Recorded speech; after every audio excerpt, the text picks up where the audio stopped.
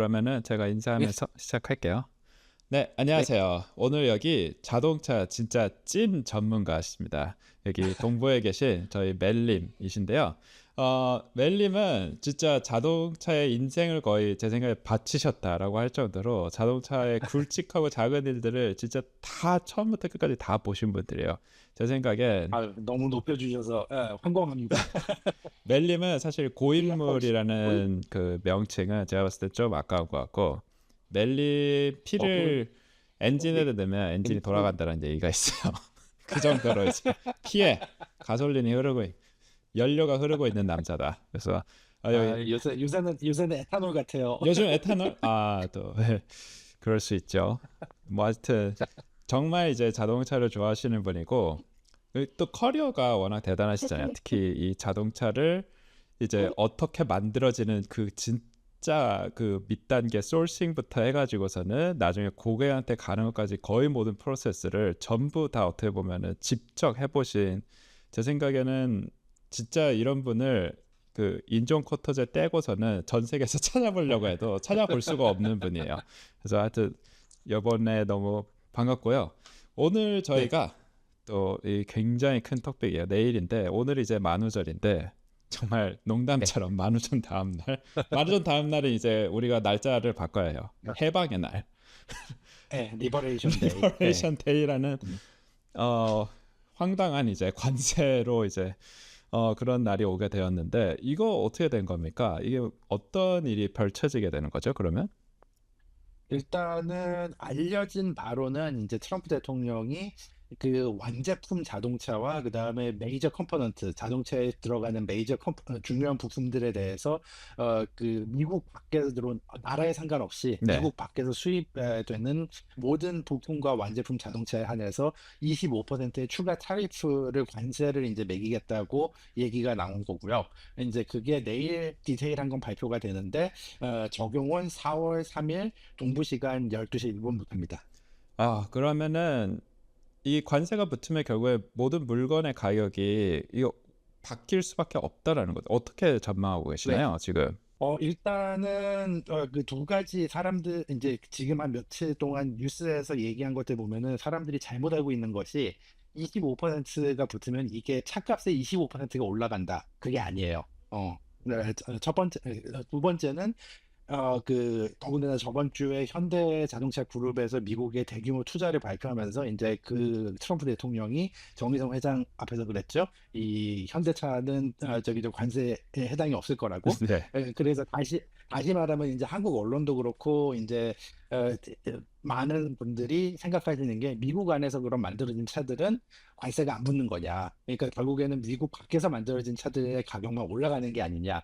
이제 그 두 가지에 대해서 말씀을 나누려고 합니다. 네. 그래서 첫 번째는 이제 그 외국에서 그러니까 미국 밖에서 캐나다, 멕시코, 독일, 영국, 한국, 일본, 태국, 호주, 중국에서 만들어져 오는 차들이 과연 이제 얼만큼의 가격이 오르게 되느냐.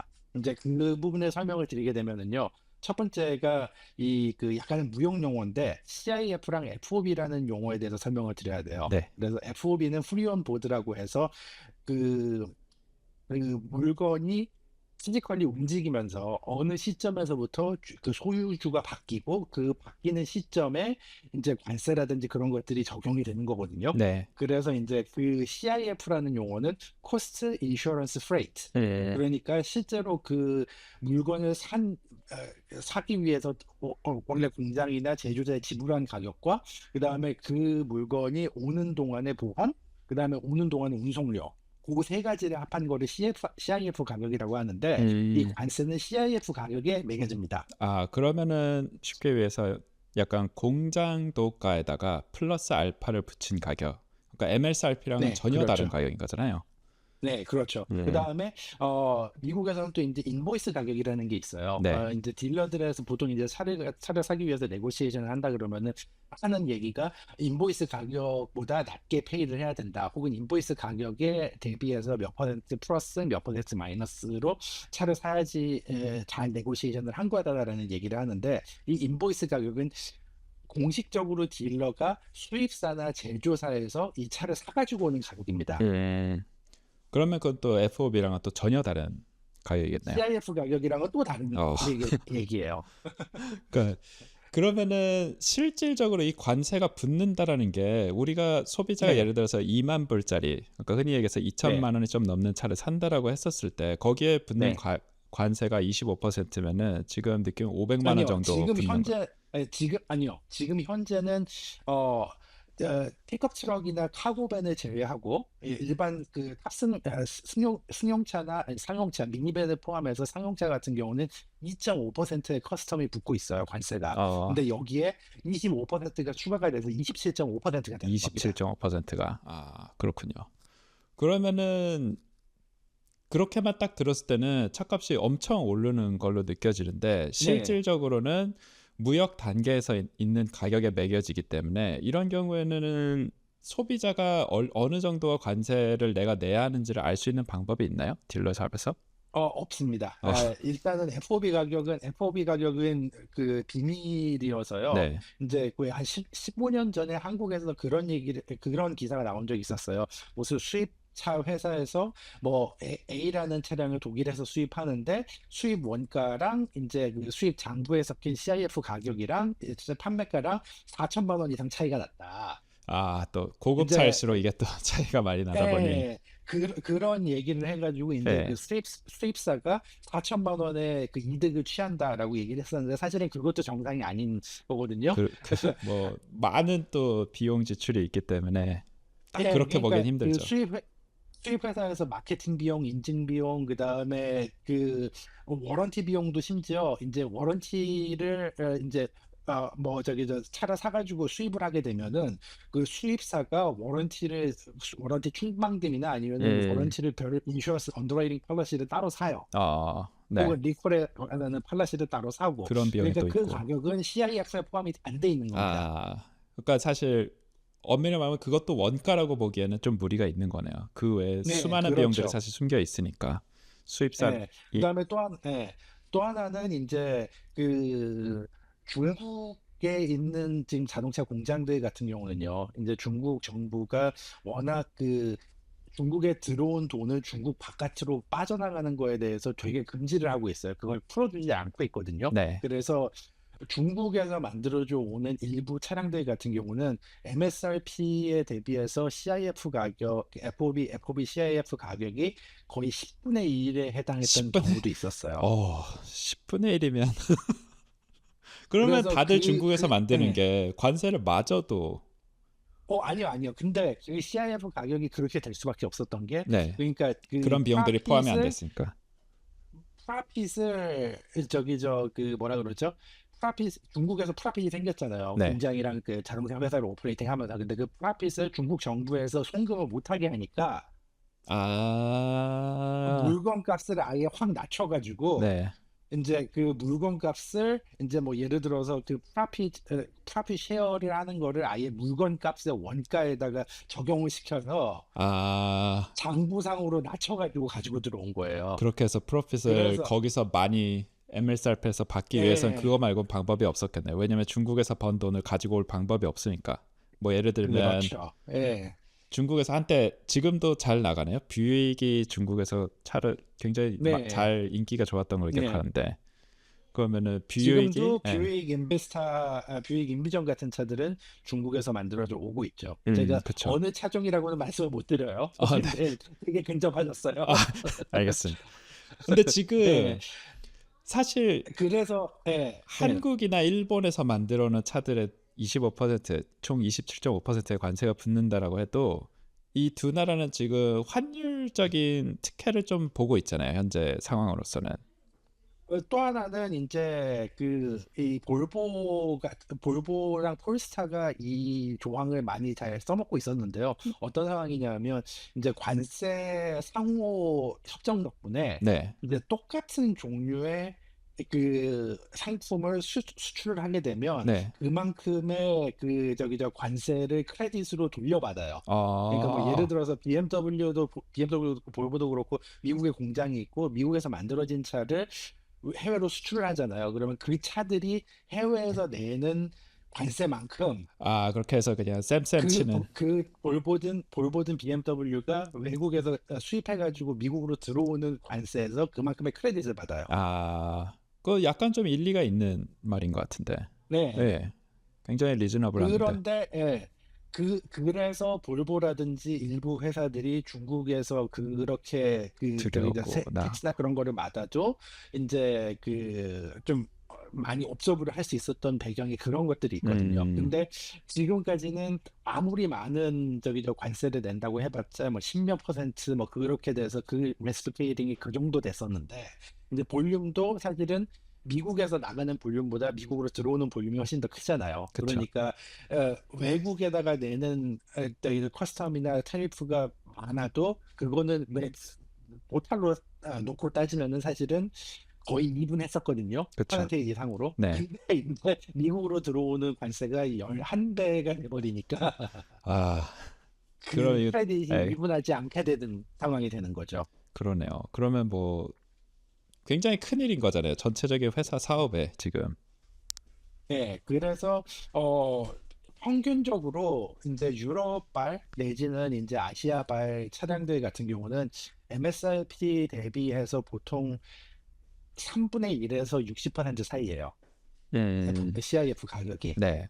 굉장히 그러니까 그 회사들이나 이제 환율이나 그런 거의 변화에 따라서 계속 이제 플럭추에이트 되긴 하지만 네. 어 에버리지 인더스트리 에버리지를 놓고 보면은 3분의 1에서 3분의 60%도 사실은 좀 하이엔드 케이스고요. 음, 그 더 이제 낫다. 성준님께서 몸담으셨던 이제 그 회사 같은 경우가 60%에 가까운 그쪽 네. 하이엔드였었고 그 다음에 로우 볼륨 뭐 포르쉐라든지 아니면은 로우 볼륨 얼트라 럭셔리 같은 회사들이 60%에 근접하는 게 인더스트리 에버리지였고요. 그러면은 이 관세 시행이 되면 바로 MSRP에 어떻게 보면 바로 바뀔까요? 소비자들한테 바로 금액이 올라가게 될까요? 지금 인더스트리에서 하는 얘기들은 당장 내일이나 모레 발표가 되진 않을 거고요. 네. 왜냐하면 이제 그 차들이 또 하나가 뭐냐면 예를 들어서 수입이 되는 차들 같은 경우는 포트에 이제 차가 도착을 하잖아요. 그러면은 도착하는 포트가 그 보세 구역이에요. 그래서 이 어느 시점에 이 차를 통관을 시켜가지고 저기 저 타리프나 커스텀을 내느냐는 회사가 결정할 수 있어요. 아, 그래요. 그래서 지금 현재로는 내일 이제 오늘 도착한 배까지가 마지막 프로세스였고요. 음, 4월 2일 날부터는 아예 차들을 이제 통관을 일단은 홀드를 시키고 도착하는 어, 차들은 그냥 그냥 보세 구역에다가 일단 홀드를 시켜 놓는 걸로 대부분의 회사들이 좀 결정이 난 걸로 알고 있습니다. 아, 그러면 그러니까 지금 이제 어떻게 될지 예, 방향이 공개적으로 어떻게 할 건지 아무도 얘기는 안 하고 있는 거네요. 예, 그렇죠. 그래서 이제 놓고 보자. 일단은 괜히 저기 저 차가 필요하다고 저기 저 통관시켰다가 우리만 몇십 대, 몇백 대, 몇천 대에 대해서 보통 이제 배 하나 들어오면 보통 천대 단위로 끊거든요. 네. 혹은 이제 로우 볼륨 매니팩처러 같은 경우는 배 하나에 뭐 천몇백 대 들어오는데 거기에 세 개나 네 개의 브랜드가 합쳐서 들어오니까 어, 보통 그런 식으로 볼륨들이 들어오고 보통 일주일에 유러피안 브랜드 같은 경우는 배가 한 세 척 정도 들어와요. 음, 동부랑 서부 포함해서. 네. 근데 그게 다 그래서 지금은 멈추게 될. 그러니까 차는 미국에 도착하더라도 통관을 시키지를 않는다는 얘기죠. 그 다음에 아, 또 하나는 그 차들의 가격에 대해서 이제 그 통관이 되고 이제 포트에서 PDF 포스트 프리 딜리버리 인스펙션을 이제 거친 다음에 네. 윈도우 스티커를 프린트를 하잖아요. 이제 그쵸. 그 윈도우 스티커에 가격이 적혀 있으니까 윈도우 스티커를 프린트하지 않는 동안은 그 차의 가격은 아직 결정된 게 아니에요. 그렇게 되는군요.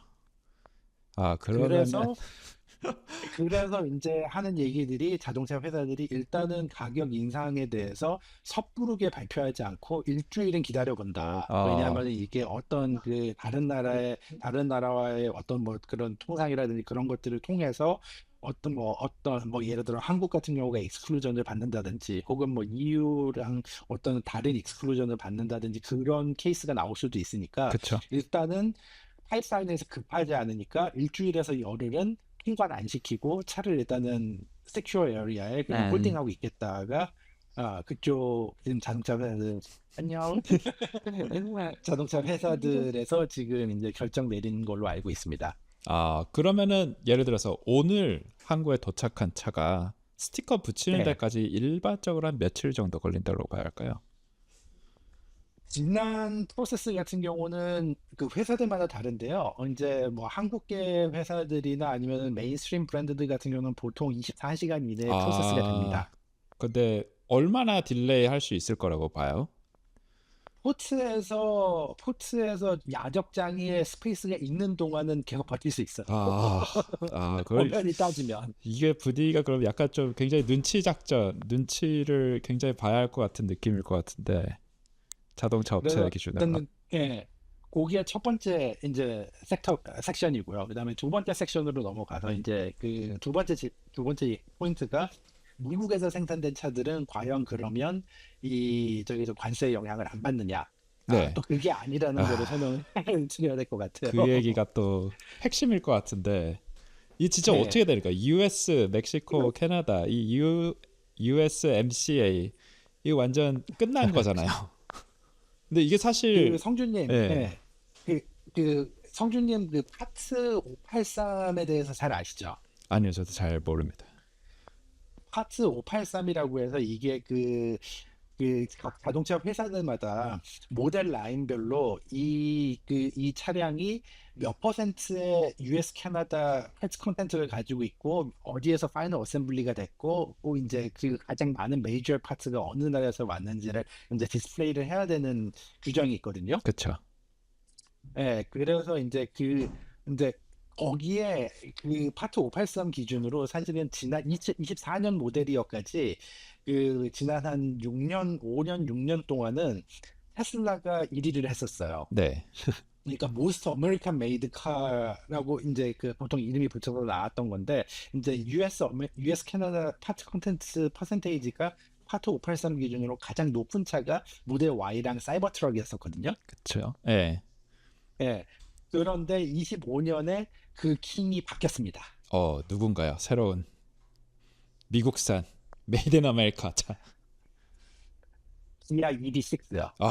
기아 EV6 현대 진짜 대단합니다. 기아 배터리부터 EV6가 전부 다. 80% 이제 조지아 팩토리로 바뀌면서 25년씩 기아 EV6가 파트 583 기준으로 80%의 US 캐나다 파트 컨텐츠를 가지게 됐어요. 대단하네요. 그럼 거기에는 이제 자동차에 들어가는 알루미늄이라든지 그런 것도 다 포함이 되는 그러니까 아니요 메이저 컴포넌트만요. 메이저 이제 뭐 컴포넌트, 엔진, 배터리라든지 예. 모터라든지 엔진 트랜스미션, 타이어, 배터리.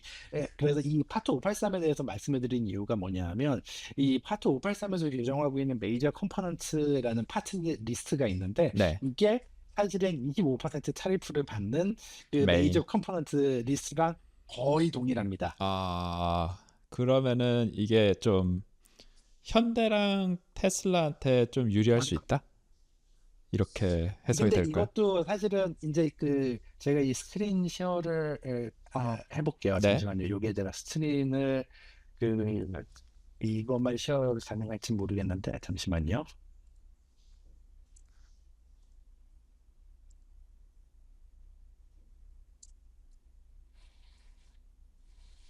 네, 보입니다. 네.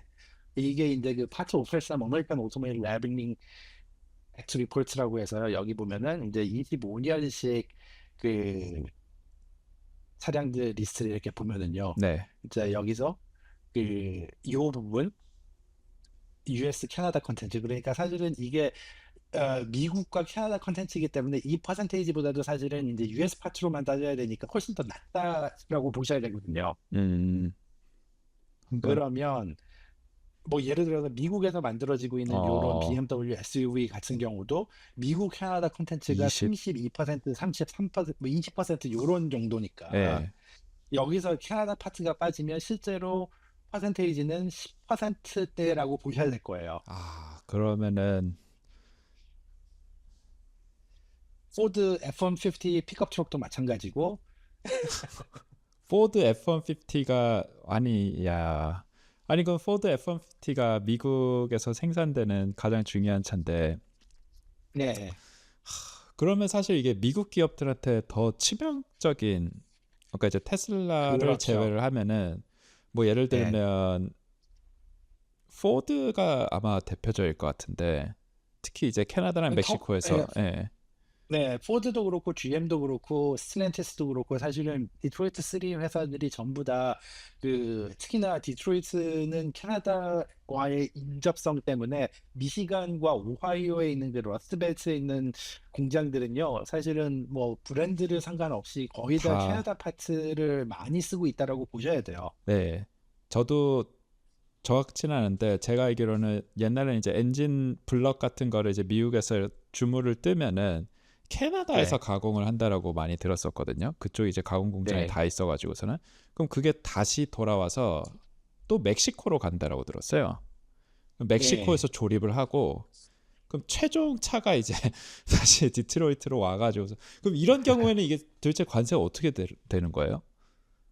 근데 그런 것들이 어떻게 설명을 드려야 되냐면, 근데 요새는 더군다나 지난 20년 동안은 저희가 그 파츠가 자동차 회사들이 직접 다 제작을 하지 않고 네. 이제 티어 아 1 다른 혹은 시스템 회사가. 네. 인테그레이터, 티어 2 그런 식으로 들어오잖아요. 그쵸. 그래서 사실은 자동차 회사 기준으로는 티어 1 내지는 시스템 인테그레이터들한테 모듈로 사오기 때문에 아 이제 모듈로 사오는 거에 원가는 올라가고, 그다음에 이거는 티어 1에서 알아서 다시 티어 해결. 2에서 사올 때 또 관세가 올라가는 어, 상황들이 발생을 하는 거죠. 와, 그러니까 사실 자동차만큼 제가 봤을 땐 글로벌 소싱이 일어나는 프로덕트는 없다라고 생각이 들거든요. 뭐 사실 핸드폰 다 네. 글로벌 소싱이긴 한데 자동차만큼 거대한 게 없잖아요. 진짜 전 세계에서 부품이 다 끌어와가지고서 만드는 건데. 그럼 요번 관세로 완전 이거 랜드스케이프이 완전 바뀌게 될 것 같은데. 그래서 지금 현대자동차도 투자를 많이 했고 그리고 뭐 그럼 이게 만약에 아니 도널드 트럼프 정권이 끝나게 되면은 다시 네. 다 원래대로 돌아가게 되는 거 아닌가요? 글쎄요. 이제 이게 그러니까 영어 표현으로 하면 홀뉴 월드가 돼버려서 네. 이제 이렇게 관세를 내는 게 노말이 돼버리면. 어, 또 오히려 생각보다 이 세금이라는 게 가격같이 한 번 올라간 거 네. 내리는 게 힘들듯이 그렇죠. 그렇게 될 가능성도 있다. 뭐 지금 아무도 뭐 어떻게 될지 사실 얘기하기는 쉽지 않은 상황이네요. 예. 그래서 말씀드렸던 원래 포인트로 이제 돌아가면은요. 네, 이런 식으로 어, 외국에서 들어오는 파츠 컨텐츠들이 워낙 퍼센테이지가 높으니까 이게 물론 완제품 수입하는 것보다는 이제 미국에서 공장 원자재 구입이라고 해야 되겠죠. 원부품 구입, 모듈을 구입하는 비용은 수입하는 거의 CIF에 비해서 훨씬 낮을 수밖에 없지만, 네, 그래도 이렇게 50% 이상의 파트들이, 메이저 컴포넌트들이 다 테리프를 받게 돼서 그 가격이 25%가 더 올라 버리면 네, 미국에서 생산되는 차들도 이거에 대한 임팩트를 안 받을 수가 없다는 거죠. 그쵸. 아, 그럼 그다음에 네, 뭐 잘 아시겠지만 이제 전 세계 자동차 회사들이 거의 다 저스틴 타임 프로덕션 시스템을 적용하고 있잖아요. 그래서 보통 아주 잘 계획이 된 혼다나 도다 내지는 아니면 커스텀으로 만들어지고 있는 BMW나 뭐 그런 회사들 같은 경우가 보통 15일 정도의 버퍼를 가지고 있거든요. 어, 그러니까 당장 내일부터 수입되는 부품이 공장에서 실제로 장착돼 가지고 장착된 차가 나오려면은 최소한 2주는 더 걸린다는 거예요. 어, 보통 지금 미국 기준으로 인더스트리 에버러지가 파츠 딜리버리에서부터 액츄얼 어셈블 타임까지 지금 한 24일에서 25일 정도 나오거든요. 그러니까 결론은 3주 이상의 시간이 걸린다는 거예요. 그렇게 최적화가 된 시스템마저도 지금 거의 망치질을 제대로 맞았다라는 거 아니에요? 네, 다 부셔지게 그래서 생겼대. 일단은 그래서 그 부품 들어오는 것들도 라인을 멈추지 않고 일주일은 버틸 수 있는 버퍼가 있으니까. 네. 근데 그래서 대부분의 회사들도 일단은 부품 저기 저 통관을 일주일 이상 일주일은 기다려보자. 음. 그래서 자동차 회사별로 가격 인상에 대한 최종 결정이랑 발표는 지금 아마 이번 주 주말이나 아니면은 다음 주 주초 네. 화요일이나 수요일, 그러니까 일주일 정도를 기다려서 보통 지금 다 예상하는 것들이 다음 주 화요일에서 금요일 사이에 얼만큼 인상할 건지 확정을 해가지고 발표를 하겠다라는 게 자동차 회사들 지금 상황입니다. 그리고 그 상황 동안 수입된 차들은 통관 안 하지 않고 버티고, 일단 그 다음에 부품도 저스인 타임으로 버퍼링으로 멈출 수 있죠. 이제 라인이 멈추지 않을 한도까지 버티고, 그 다음에 심지어 그 저기 저 멕시코나 캐나다에서 만들어진 차들은 통과 안 하고 일단은 공장에 야적장에 세워놓고, 어떻게 상황이 바뀔지 모르니까 일단 일주일은 기다려보자. 이게 진짜 어렵네요. 아니 그러면은 또 걱정 결국엔 이제 그 FOB라든지 그런 이제 그 가격과 MSRP의 가격 격차가 결국엔 적은 차라는 게 우리 대중들이 타는 차들일 거 아니에요. 대표적인 게 뭐 토요타의 뭐 라브4라든지 그런. 라브4는 캐나다에서 만들어져 들어오잖아요. 그러니까 그게 한 하이브리드는 미국에서도 만들지 않나요? 하이브리드는 좀 비싼 차고 지금 생각해 보니까. 아니요. 하이브리드 또 캐나다. 또 일본이요. 하이브리드는 일본인 걸로 알고 하이브리드는 또 있습니다. 일본. 예. 그러면은 이런 또 토요타 캠리가 대표적인 예인데요. 이제 예. 캠리가 이제 켄터키 공장에서 만들어지는데, 그 제가 아까 전에 쉐어해드렸던 스크린을 제가 다시 돌아가 볼게요. 잠시만요. 예. 캠리는 그럼 몇 퍼센트나 되는 거죠? 자, 그래서 지금 캠리 뭐 예를 들어서 캠리보다도 토요타 카롤라 크로스 예. 지금 알라바마에서 코롤라 이제 마치드랑 같이 만든 55. 유네가 60%, 55, 60%예요. 근데 이것도 멕시코, 캐나다 다 빼면 뚝 떨어지겠네요. 여기서 이제 캐나다 빠지면은 한 50% 미만인 거죠. 야, 그러면은 그래서 이렇게 부품 원가로 따지면 예.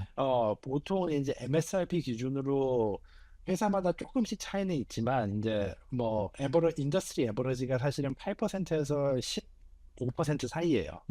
순수하게 이제 그 부품 들어오는 걸 따지면 그러면은 이제 중간 잡고 한 12% 잡자고요. 그러면 12 MSRP의 12%에 해당하는 거에서 25%의 이제 텔프가 더 붙어버리면 네. 실제로는 이제 3% 정도 MSRP 대비 3% 정도 이제 그 가격이 오르는 인상 요인이 발생을 한다는 거죠. 매뉴팩처들이 그럼 이 한 3% 되는 거 감내하고 갈 가능성도 있을까요? 영업이율에서. 근데 사실 전통적으로 레거시 회사들이 영업이율이 그렇게 좋은 편은 아니잖아요.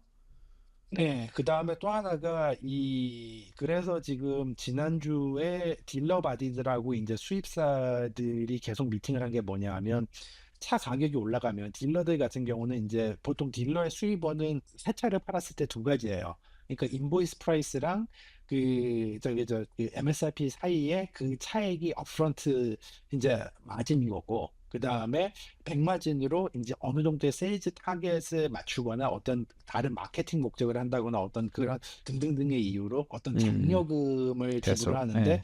보통은 대부분의 딜러십들이 어떤 식이냐면 세일즈맨이랑 세일즈 매니저가 업프런트 프로핏은 다 자기네들이 해결을 하고, 실제 딜러십의 오너나 아니면은 다른 오퍼레이션들은 다른 피에서 받거나 아니면은 오너 같은 경우는 그냥 그 타겟을 해가지고 받는 보너스가 딜러십의 오너가 가져가는 프로핏이거든요. 네. 그래서 이제 얘기를 하는 것들이 차값이 올라가면 거기에 반해서 이제 딜러의 업프런트 마진도 올라가니까 이거를 니네들이 조금 이제 그 반, 조절을 해달라. 음. 예, 그래서 뭐 예를 들어서 지금 인더스트리 에버러지가 6% 차이예요. 인보이스랑 그 스티커 차이에. 근데 그거를 5.5%나 5%로 줄이는 대신에 예. 우리가 우리도 지금까지 뭐 예를 들어서 다 때리진 않을게. 100대를 팔아야지 100대를 팔아야지 뭐 예를 들어 타겟 보너스로 2만 불을 줬었는데 우리가 그거를 조금 이즈해가지고 80대만 팔아도 10,000불 보너스를 주는 아, 식으로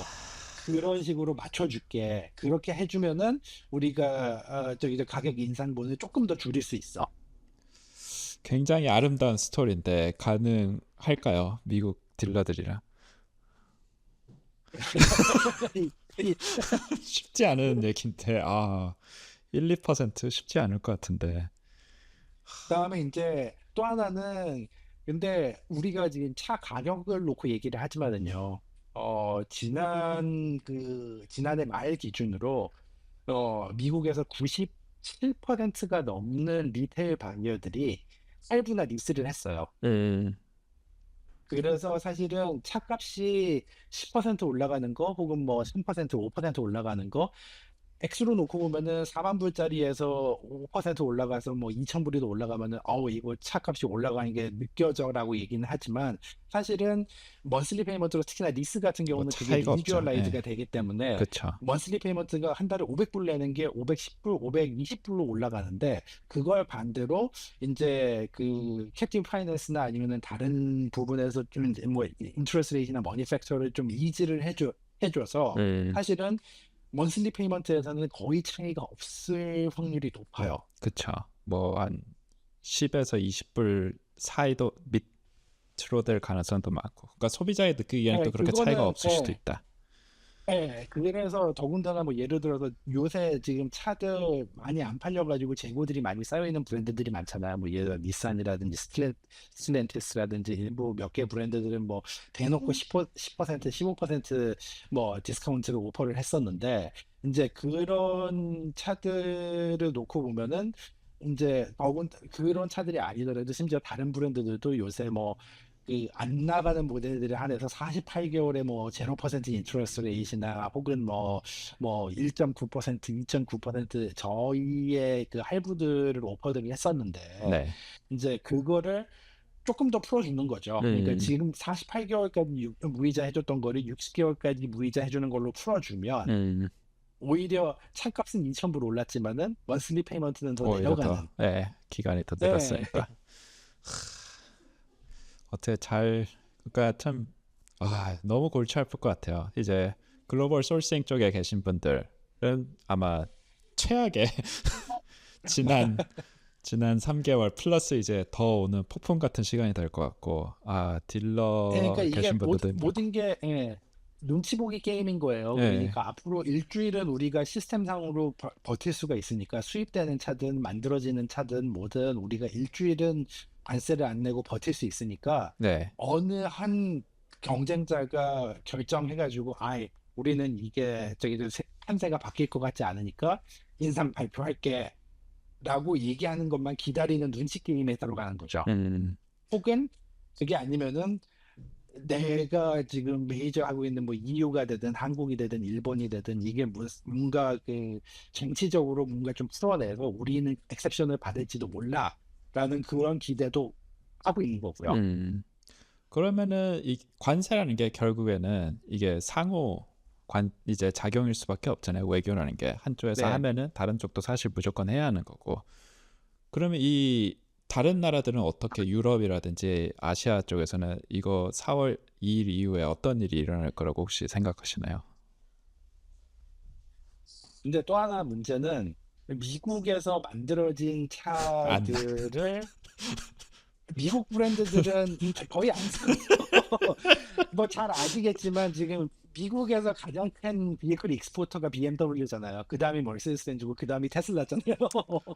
근데 또 테슬라도 사실 뭐 미국에서 생산되는 차들은 밖으로 나가는 게 SX 말고는 지금 이제 사이버 트럭 좀 나가고 있고 예, 그 그렇죠. 예, 정도니까 사실 뭐 볼륨이 큰 모델들이 아니라 예, 네. 그렇죠. 또 그런 게 또 그런 FOB라든지 또 무역 관세가 실제로 맞는 가격 기준 대 MSRP 기준으로 보면 사실 더 임팩트가 없을 수도 있죠. 네. 네. 그런 또 그러니까 사실 이 패권국에 지금 거의 칼질에 지금 전 세계가 지금 전 세계뿐만이 아니고 미국 안에 계시는 분들도 지금 너무 고통스러워하고 있는 그래. 네, 그래서 사실은 그래서 결론을 말씀드리면은 이 관세 때문에 차값이 올라가는 게 걱정이 아니라 저는 미국에 살고 있는 입장에서 더 걱정이 되는 게 이 메이저 컴포넌트에 대한 부품 가격들이 올라가게 되면 예. 사실은 뭐 자동차 회사들은 이렇게 저렇게 해가지고 이거를 뭔가 업소브 할 수 있지만 이게 다이렉트 이펙트가 오는 게 애프터 마켓이랑 인슈런스 마켓이거든요. 그렇죠. 예.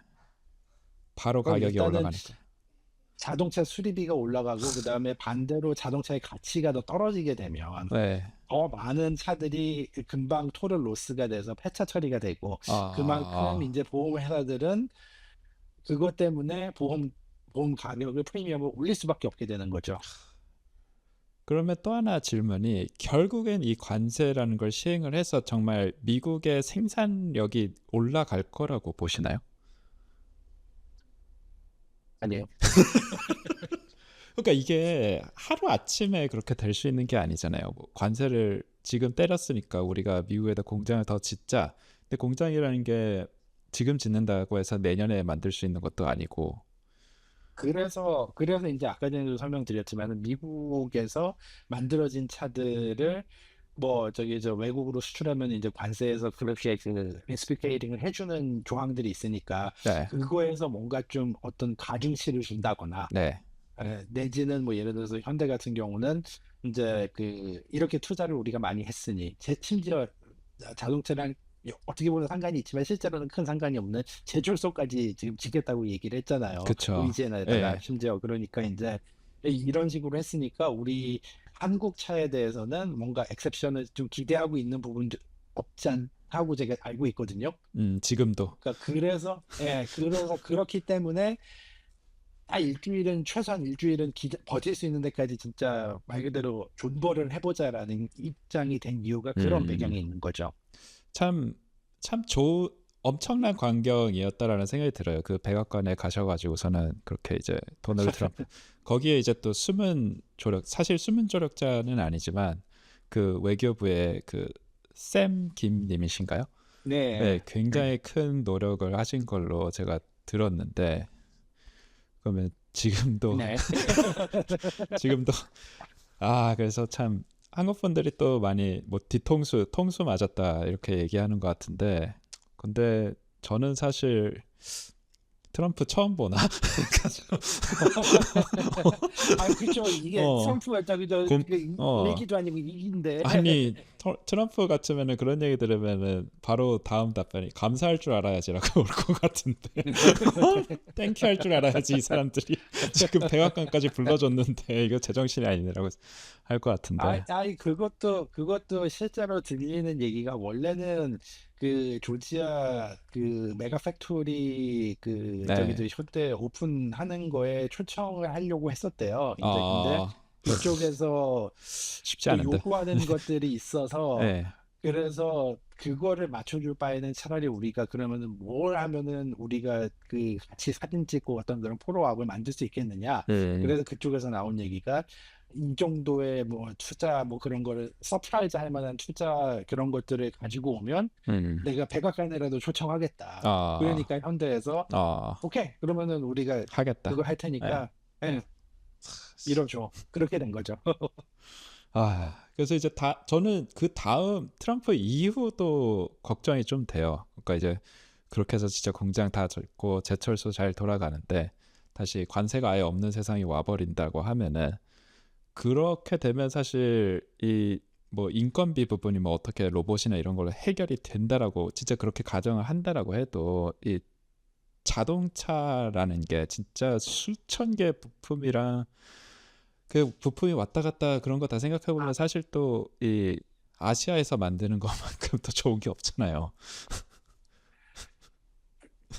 그런데요, 네. 제가 제 경험으로 따지면 사실은 제가 제 경력 중에 이제 모 자동차 회사가 미국이랑 멕시코의 공장들을 이제 오픈할 때 같이 이제 탐사 다니고 이제 실사 다니고 뭐 그때 어드바이스 하는 것부터 내가 이제 커리어가 시작이 됐었거든요. 네. 그래서 초기 단계에 원래 나라에서 공장에서 만들어진 차와 똑같은 모델이 미국에서 만들어진 차에 뭐 품질 비교 하여튼 그런 것들을 꽤 오래 했었어요. 음, 근데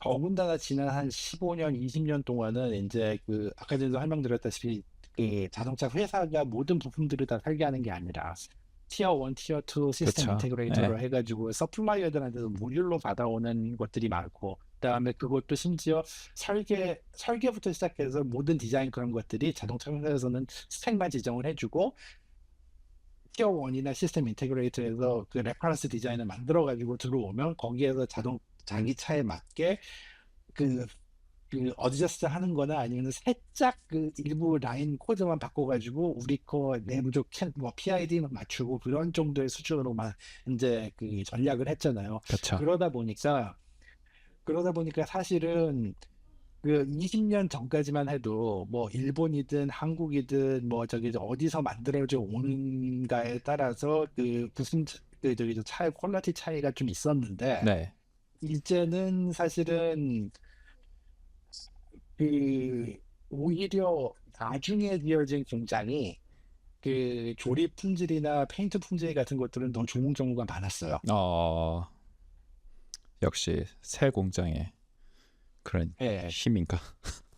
그러니까 똑같은 차를 아직도 지금 뭐 한국도 그렇고 뭐 독일도 그렇고 일본도 그렇고 똑같은 차를 본국에서도 만들고 미국이나 캐나다에서 만드는 차종들이 몇 개 있잖아요. 그쵸. 이제 특히나 현대차들 같은 경우는 그런 모델들이 많은데 품질을 놓고 보면은 미국 컨텐츠가 많이 들어간 미국 파트 컨텐츠가 많이 들어간 차일수록 오히려 더, 품질은 더 좋다라고 얘기까지는 뭐하고 좀 균일하게 나온다고 해야 될까요? 음, 근데 이제 편차는 적은데 예. 투싼이 좀 에버러지도 대표적이지 살짝 않나요? 밀고. 어, 예. 그렇군요. 그러니까 진짜 어려운 것 같아요. 이거 어떻게 해방의 날 이게 무엇을 해방하게 될 것인지 오늘 지금 이렇게 대화를 나누는데 아직도 지금 정확하게 모르겠어요. 뭐가 해방이 될 어떤 날이 펼쳐질 거라고 저희가 좀 마무리를 해야 할까요? 일단은 엑셉션을 기대하고 있는 자동차 회사들도 있어요. 그러니까 음, 회사별로 엑셉션을 받는 게 아니라 이제 국가별로 좀 예를 이제 들면 엑셉션을 뭐 한국이 한국이라든지 되든 일본이 되든 일본이든 뭐 독일이 되든 뭐 음, 영국이 되든 아니면은 적어도 관세에 대한 리스크 베이링 레이스 조금 더 인정을 해주지 않을까. 음, 그러니까 뭐 예를 들어서 이제 관세가 11배로 뻥튀기가 됐으니까 네, 외국에 낸 관세에 대한 리스크 레이스 지금은 1대1인데 그거를 뭐 예를 들어서 뭐 4대1이라든지 뭐 8대1이라든지 어떤 음, 레이시오로 좀 조정을 해주지 않을까. 아, 혹은 내지는 그냥 레비뉴 지금은 저기 숫자 달러 숫자로만 얘기를 하고 있는데 그게 아니라 그냥 대수 대 대수로 아, 인정을 해줄 수 있게 되지 않을까. 하여튼 음, 그런 호프들 꿈과 희망을 아직은 버리지 않고 있는. 그러면은 잠깐만 대수대로 보면 미국에서 가는 차들이 좀 더 비싼 차 아니에요? 들어오는 차가 좀 싼 차고 그 아니죠. 대충 비슷해. 볼보 기준으로만 보면 볼보 폴스터. 볼보 기준으로는 그런데 그러니까 볼보는 XC90이 나가잖아요. 수출이 되는 게. 아, 그러면 대수 싸움을 하면 불리하잖아요. 그다음에 BMW 같은 경우는 안 되죠. X3, BMW는 대수 싸움을 하게 되면은 오히려 그러면은 수입 이익이네.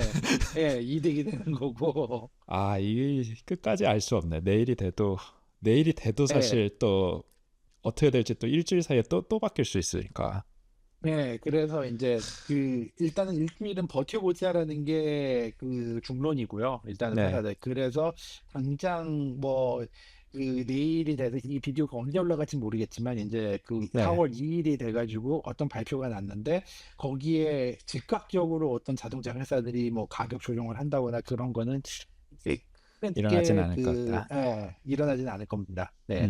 그러니까 너무 그렇게. 근데 지금 벌써 미국에 계신 분들은 지금 뭐 딜러샵으로 러쉬를 지금 달려가고 있다. 그렇게들 이야기를 하고 있더라고요. 뭐 그리고 또 딜러샵에서도 이 기회를 놓치지 마라. 약간 네네. 그렇게. 그거는 이제 약간 기회적인 거고요. 근데 그 롱텀으로 놓고 보면은 가격 올라간 거에 비해서 실제 특히나 리스나 그러니까 우리나라 한국 분들은 아직도 그 옛날 분들 사고 마인드가 차는 할부 안 하고 그냥 현금으로 사는 거다라는 그 마인드를 가지고 계신 분들이 계세요. 그래서 그분들이라면은 뭐 이해는 할 만한데 어차피 리스하시거나 할부하실 대부분의 분들 같은 경우는요. 그쵸.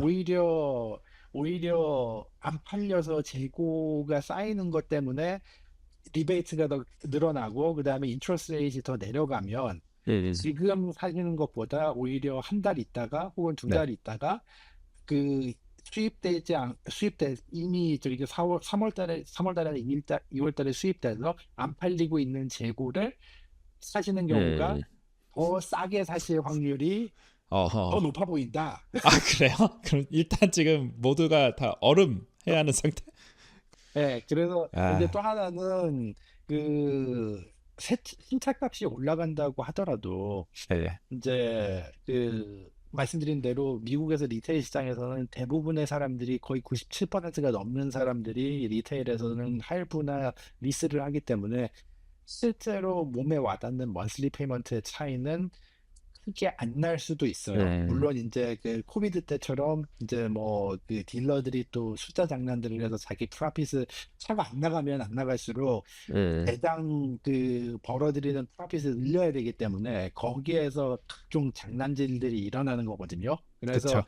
인 티오리 상으로는 먼슬리 페이먼트가 별 차이가 없어야 되는데 네. 딜러에서 어떤 장난을 칠지 몰라요. 아, 그쵸. 그래서 그렇지만 일단은 그랜 스kim 오브 더 띵스로 따지면 새 차 가격이 뭐 심지어 10만 불짜리 차에서 만 불, 15,000불이 올라간다고 하더라도 리스나 할부하시는 입장에서 놓고 보면은 먼슬리 페이먼트에서는 큰 차이가 없다. 어, 대세는 큰 차이가 없을 거다.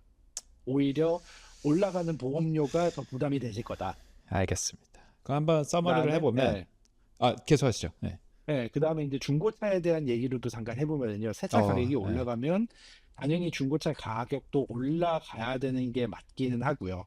또 하나가 그다음 이제 리스를 제가 설명을 드렸지만 리스 먼슬리 페이먼트는 스테이 하더라도 그 리스는 올라간 MSRP의 리지주얼 밸류를 계산해서 중고차 가격이 그 밸류가 더 높아질 거라고 예상을 하고 리스를 판매를 하는 거기 때문에 리스 먼슬리 페이먼트가 그 스테이 더 세임 할 수 있었던 거거든요. 그러니까 음. 이제 중고차 가격은 이론적으로라면 올라가야 되는데 네.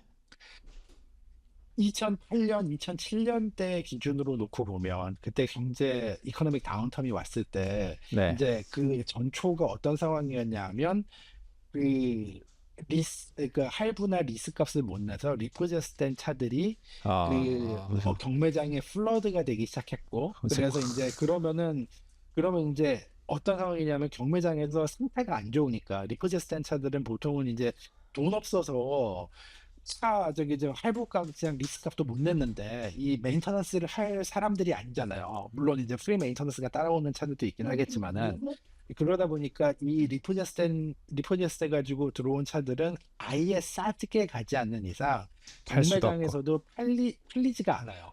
그러면 이제 그 은행에서는 물론 이제 싸게 팔고 경매에서 뭐 예를 들어서 이 차값이 론이 15,000불이 남아 있었는데 경매에서 10,000불밖에 못 받고 팔면 그 5,000불은 사실은 수를 해가지고 받아낼 수가 있거든요. 근데 이미 리포제스 당하고 그렇게 돼서 뱅크럽시를 디클레어 하는 수준까지 가버리게 되면 아, 그 그런, 5,000불에 네. 대해서는 그 리커버리 할 수 있는 방법이 없고 그냥 없죠. 네. 은행이나 파이낸셜 컴퍼니의 로스가 갚이는 거예요. 네. 그래서 그런 것들이 쌓여서 중고차 시장, 그다음에 또 하나는 딜러에서 가지고 있는 재고들이 팔려야 되는데 팔리지가 않는 음. 거예요. 음. 왜냐하면 이제 그 새 차도 가격이 올라가서 새 차도 음. 못 사고 그렇다고 음. 중고차를 사자니 중고차 가격도 올라가니까 사람들 어포더빌리티에 대한 이슈가 생기면서 크레딧 할부 승인이 안 나고 음. 그러니까 딜러에서 차를 밀어낼 수가 없는 거예요. 그러면 이제 결국, 딜러들은 네. 대부분의 가지고 있는 인벤토리가 어떤 상황이냐면은 자기 돈으로 가지고 있는 게 아니라 플로어 플랜이라 그래서 사실은 그 라인 오브 크레딧 같은 그런 이제 신용 그 한도를 가지고 경매장이나 그 트레이드나 차를 사가지고 오는 거거든요. 그러면 이제 이거는 보통은 45일이나 60일까지는 뭐 원피만 내면은 뭐 예를 들어 차당 100불이든 뭐 200불이든 300불이든 원피만 내면은 45일이나 60일 동안은 이자를 안 내도 돼요. 그 플로어 플랜 한 차에 대해서. 근데 네. 이제 45일이나 60일이 지나고서부터는 매일매일 이자가 붙어요. 그래서 보통 그 딜러에서 중고차들 인벤토리 가지고 있는 게 아, 그러니까 40일 이상 안 팔리면 무조건 무조건 내보내. 경매장에 다시 들고 가는 거예요. 안 되면 돈을 막 바가지로 계속 써야 하니까.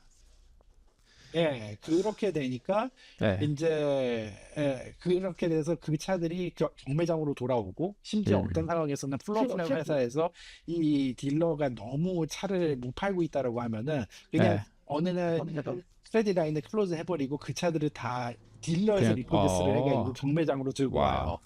그럴 수도 있구나. 그러면 그러면 지금 경매장에 말씀하시는 게 결국 네, 약간 좀 만약에 중고차 가격까지 내려간다. 신차도 안 팔려서. 그럼 이거 리세션 얘기하시는 거잖아요. 결국엔 그러니까 시장이 구매 능력이 남아 있다. 중고차 가격이 내려간다기보다는 어떤 상황이냐면, 그러니까 시차값이 올라가니까 중고차 가격도 딜러들이 올리게 돼요. 예. 그래서 이게 처음에 몇 달 동안은 올라가는 것처럼 보이는데, 그래서 가격이 비싼 것처럼 보이는데, 실제로 그 돈을 주고 차를 사는 사람들이 없다라는 거죠. 음. 그러면은 어떻게 보면 이 해방의 날이 리세션의 시작의 날이 될 수도 있겠네요. 아니요. 사실. 그래서 그 또 하나가 이제 그 코비드 동안에 그런 얘기들을 저희가 했었어요. 그러니까 코비드 때 그 차 서플라이 이슈가 되면서 사실은 중고차 값을 올린 주범이 카바나랑 카맥스였거든요. 음. 왜냐하면 일반 딜러에서 네. 그 저기 사람들이 가서 차를 탈 수가 없으니까, 그리고 차를 탈 수가 없으니까 그때 카바나랑 카맥스에서 이제 부금까지 포함해서 그런 온라인 그 마켓플레이스에서 집에서 그냥 인터넷으로 숫자 몇 개 따다닥 해서. 하면은 예. 집에 와가지고 차를 해서 팔았으니까. 그래서 예. 그 모델을 통해서 카바나가 갑자기 그 볼륨이 늘어났고, 그다음에 그 자체적으로 비싸게 사들여도 바로바로 팔릴 수 있는 그 마켓이 그 사이클이 형성됐었다고요. 음. 근데 이제 그 사이클이 브로큰이 되는 거예요. 아, 진짜 모든 게 다 새로운 형태의 시국으로 들어가게. 그래서 그래서 이 카맥스랑 카바나에서, 특히나 카바나 같은 경우는 자기 차를 등록을 해놓으면은 그 저기 이제 시세가 변할 때마다 이메일을 보내주거든요. 음. 근데 지난 이 테리프 얘기가 나온 지난 한 2주 동안 카바나랑 카맥스에서 오퍼하는 그 트레이드인 오퍼나 아니면은 밸류 내려 그 오는 이메일들이 에버러지로 30%에서 40%씩 깎였어요. 와, 엄청 깎였네요. 특히나 예를 들어 뭐 테슬라 모델 3 같은 게 대표적인 예인데, 예. 지난해 11월 달에 뭐 2019년식 한 6만 마일, 7만 마일 뛴 모델 3 롱레인지 같은 차들이 17,000불, 18,000불 그렇게 그 저기 저 에스티메이트 밸류가 나왔던 차들이 더 내려. 이제 만불로 떨어졌어요. 아, 4월 2일의 여파가 어떻게 될지 참 걱정이 됩니다. 그러면은 이렇게 오늘 한번 여기까지 정리를 한번 해보고 그러면 네, 한번 멘트. 오늘 여기 멜림 자동차 전문가 이제 멜림 모시고 한번 이제 미국의 관세에 대한 어떻게 과연 소비자들한테 어떤 일이 일어나게 될지 그 임팩트에 대한 이야기 해봤고 더 멀리 나가서 임팩트에 대한 이야기 한번 해봤습니다. 오늘 이제 같이 이렇게 대화를 할 수 있어서 너무 영광이었고요. 또 예, 또 어떻게 오랜만에 보면 말씀 나눠서 너무 너무 즐거웠어요. 즐거웠습니다만은, 근데 그 얘기했던 주제가 너무 좀 그 데스퍼레이트한 약간 좀 디프레스되는 내용이어서 그쵸. 근데 이거는 계속 팔로업을 할 수밖에 없는 주제일 것 같아요. 이게 터지고 사실 어떤 일이 일어날지 그 누구도 지금 예측할 수 없는 그런 단계인 것 같아요. 그래서 사는 사람도 지금 눈치를 봐야 하고 파는 사람도 눈치를 봐야 하는 엄청난 시국이 온 것 같습니다. 그래서 그래서 네, 이제 오늘 저희 4월 1일인데요. 오늘 4월이 가기 전에, 혹은 5월이 오기 전에 또 네, 다시 한번 이제 실제로 가격 인상이나 어떤 그 행동이 일어나고 나면 한 4월 말쯤 해가지고 다시 한번 또 말씀을 나눠보는 시간을 알겠습니다. 가졌으면 네. 또 어떨까 몰라요. 합니다. 내일 또 충격적인 뉴스가 있어가지고 또 바로 또 다시 갈 수도 있고. 예, 전혀 아무것도 예측할 수 없는 게 그것만 예측할 수 있는 세상이 돼버려서. 네, 알겠습니다. 오늘 너무 감사했고요. 그럼 또 다음에 또 뵐게요. 네, 네, 그럼 또 또 말씀 연락드릴게요. 나누겠습니다. 네, 네. 감사합니다.